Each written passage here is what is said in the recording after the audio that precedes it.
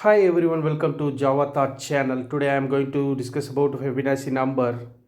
I'm going to create one Fibonacci function, the Fibonacci of n. If n equal to 0, colon return 0.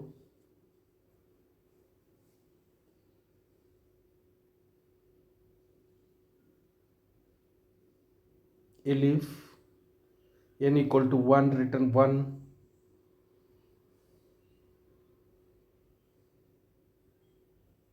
Else return the Fibonacci of n minus 1, n minus 2 plus Fibonacci of n minus 1.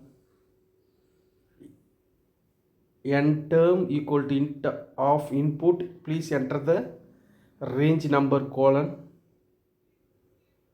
double quotes. To cover the double quotes, close the two closing brackets.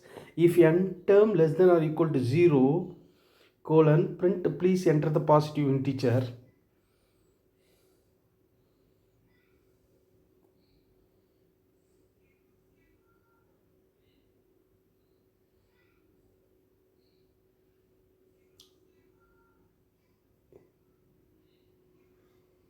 Else the Fibonacci sequence, to make it the one for loop, iterate the value.